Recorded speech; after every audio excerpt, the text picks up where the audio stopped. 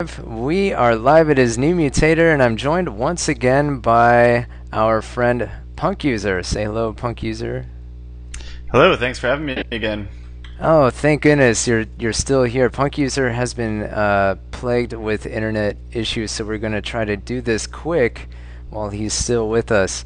We are actually still in. No, we're not still in. We are in the double elimination round 4. This is a bottom bracket match between the Silent Sentinels and R3, and it looks like R3 having some attendance issues this match in game 1. Yeah, I don't know whether they. I mean, I saw some chatter on the forums from Rat King. I don't know whether they're just demoralized by previous defeats or whether or not they're having a bit of an implosion in terms of their members. Who knows? It's probably, revolving around the difficulty with scheduling. I would imagine just because, from previous experience being in the bottom bracket, it is a little bit more difficult than being in the top bracket because, as Kruniak was saying in the previous match that I casted, you do have to play 2 matches every week instead of just the one, so that makes scheduling a little bit more difficult. That's true, although it doesn't seem to be much of a problem for, I guess, TSS. Yeah, that is true. The Silent Sentinels, TSS, they're going to be this black team up in the north. Asmo is going to be captaining for them. Lizard King, James Joyce, I have no idea who that actually is. Also in the game, Honky. I think that's Honky, Roadkill, Toxin, and I have no idea who this person is either. I guess I'll go ahead and say it. Smack my bitch up. sounds kind of like ketchup. Yep. And there was some chatter about James Joyce being Pogue, but I'm not sure. Being Pogue. Okay, but yeah. Just in the chat at the bottom there. Okay, I didn't catch that, but yeah, that very well could be, since I believe he is on this team. R3 is going to be opposite them in the south. Rat King, I guess, is the captain for them, kind of their team captain anyway. K-Size, Muse, and Kremisi, the only players showing up at this point, so a definite disadvantage here. Looks like 4 on 6. Yeah, it's going to be tough. Looks like Lid King's got the Trow on one team and Rat King on the other team. So both the Kings get the Trow. That's fitting. Yeah, and in fact, I did mention that too in a. I guess this is the second time that they're meeting in this tournament, and that's something that I neglected to mention. But in the first time they met, I think R3 actually won, and I think that was also in the. I want to say that was in the QR. That was in the qualifying round. Interesting. Well, that creates a bit of a different dynamic then. Yeah, and Rat King taunting with those Trove, flexing those pecs, and trying to draw Lizard King. They did exchange some words also.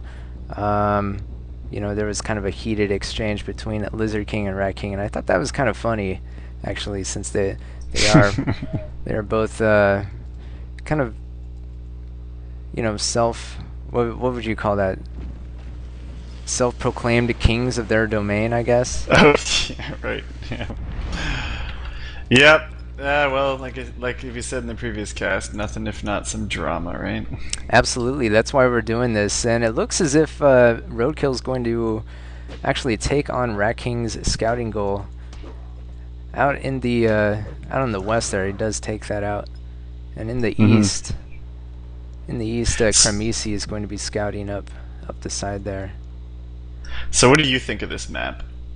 This map is Grilling Grounds. I have to say that every time I play this, I do pretty horrifically, but I don't really know. What do you think of this map? Obviously, there's a reason why you're asking that. Yeah, I was curious what you thought. I'm sort of mixed on it. I like it more than Proving or any of those that are just completely flat. But I mean, fundamentally, a big portion of this map is just a big flat arena, which I actually find sort of equalizes things to the point that it almost trivializes them. I mean, it becomes just sort of a maximum range fight between archers and warlocks and stuff. It just becomes a big attrition battle. True, and it does favor the team with, you know, more players, as they are able to flank a little bit better. And we already see Muse taking a couple of casualties there. A few archers going down for him.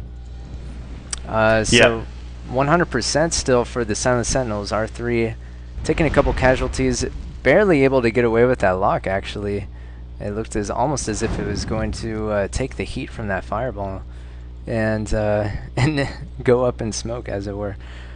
But yeah, Roadkill is going to be flanking around the side in the west. Yep. Yeah, I can see that. Yeah, it looks like, as you mentioned, the R3 is sort of Cremisi down here, or over here, is sort of losing the attrition battle. I mean, to be fair, he does have fewer archers, but he's lost a couple in this fight here, so. Yeah, and it looks as if R3 has a white in the pool, in that deep pool there. And oh, you're right. Nice. I'm guessing that they want to use it at some point, you know, kind of as a defensive maneuver. But I don't know if Grilling Grounds is kind of quite the arena for that, so to speak, because you know, it's I think usually, I don't know, the map is big enough that the real sensitive units like artillery, they don't have to hug the pool. They can actually go around it. Yep. Yeah, and I mean that really gets at what my sort of fundamental, you know, dislike about it is. And it's not a big dislike. Like I said, it's not as much bad as Proving Grounds or something, but it's just that, oh, there goes that white. It's just that the strategy, you know, when there's no height, or when there's no real pinching happening, you know, there's not a lot interesting that happens, right? It just ends up being sort of things shooting back and forth at one another. Well, actually, you can pinch on this map, and I've actually seen it done. If you look at the sides, the edges of the map, there's ample room to do just that. But I think inevitably what ends up happening is there's kind of just a big, large battle in the middle, and it's exactly as you described. There we see an archer, Toxin's archer, taking a little bit of damage, but yep, here we go. That warlock goes down for R3, and they're gonna get into it, but R3 wisely backs out of that. Yeah, they definitely came off on the worst of that. One of their Traz down to half health. It's a 90%, about 5% spread so far. Yeah, but that's deceptive, right? Because that only shows kills. So that's true. Yeah, we don't. Damage is not reflected in that. That's very true, actually. And what was I? Oh yes, it is capture the flag. I don't think we've. Although it does say that right here at the kind of in the top left of the screen. But yeah. Yeah, sometimes on these ones, people will try to send sort of Gull and Trow around the outside to do a quick cap, but it seems like both of these teams have elected to just use them for posturing in the middle. Yeah, so K-Size is going to be driven back by Roadkill. It looks like in the west, you know, Rat King's retreating as well.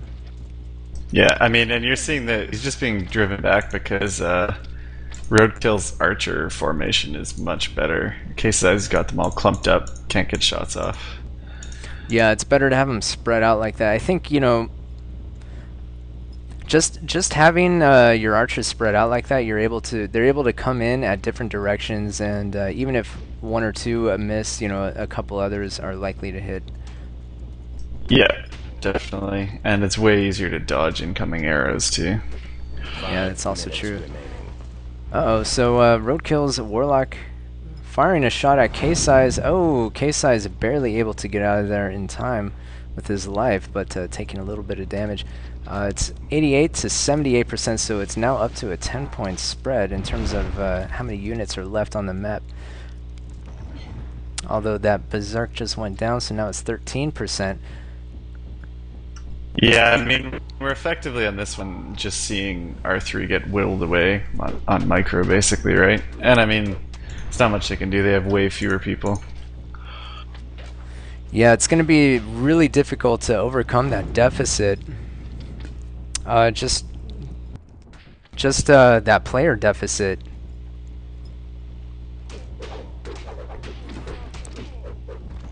And the reasoning for that is, if you're controlling all kinds of different types of units, it's hard to micromanage them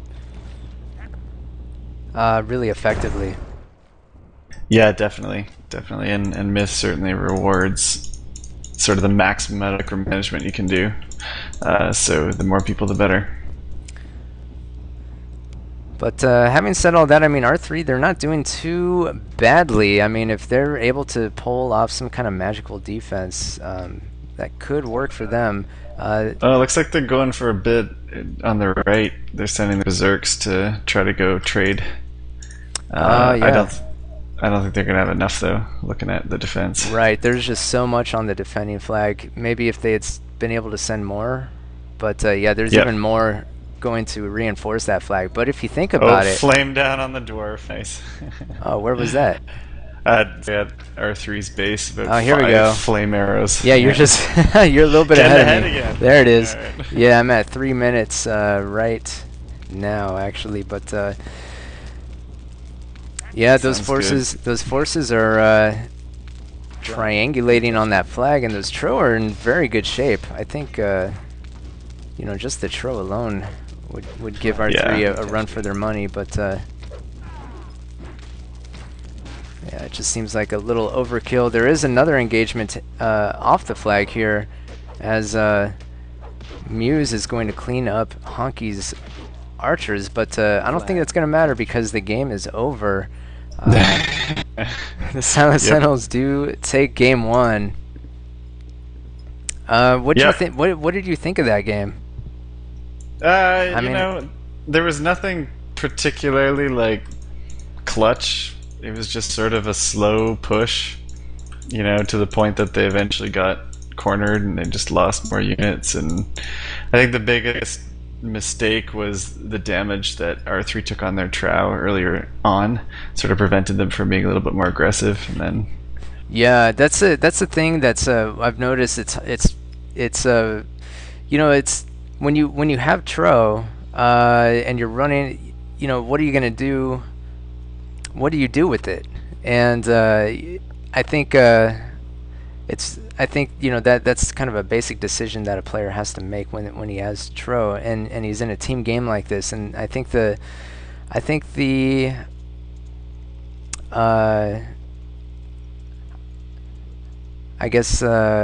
I'm trying to say is that the temptation is to just run in and just kind of run around and try to draw fire and try to aggro units or try to find stuff, isolate it and kill it.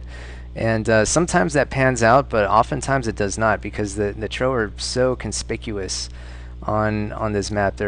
You can hear them coming a mile away, and they're so large. They make such tasty targets for archers and that kind of thing. So it's really difficult to not take any damage unless you're playing really patiently, and just supporting your team. Your team with the range units. Yeah, it's definitely true. And I mean, the two things to note about it are, one, you can run in and get a kill or two or get a couple kills, but the damage you take is worth just as much in a lot of the cases. So you really got to choose your targets. And secondarily, sort of the opportunity cost of not having any Trow, if you lose them or get them to so low health that you can't use them, allows the other to sort of press their advantage. Even if they never actually have to use theirs, they can just use their Trow to force you to back your units up bit by bit, which is, I think, what effectively happened there at the end. Yeah, and I think the other thing that hurt R3 is they were really hoping to use that white, but it didn't pan out for them. As we saw, Sentinels shot a fireball into the water there just to I guess they knew it was there, maybe somebody on their name is like really precocious or something, or they just were just guessing that it could have been there, because R3 was, I think they were going to do the calculated retreat anyway, since they had fewer players, but they wanted to do it in a way where they were hoping to expose kind of the brashness of the Sentinels in crossing there, but Sentinels playing slightly conservatively and definitely not falling for it. I think maybe put a dent in R3's chances to take this game. Yep, agreed. All right, so looking at the ratios here for the different players in the game, looks like Muse did the best out of everybody on R3. He managed to have 8 kills and 8 losses, and everybody else. So he's basically at he's not negative, not exactly positive either, but 90 damage is gonna be a lot, the most on his team. K-Size also with 90 damage, but 25 losses as well. So I'm guessing maybe K-Size was on the defense on the flag. Yeah, probably just taking all those losses at the end. Yeah, and Kamisi 87. He was on the left, if you recall, too. He was on coming up side here while he was getting pushed back. Yep. To me, the most surprising is Rat King, only 39 damage and 4 kills, and he had both the Trow.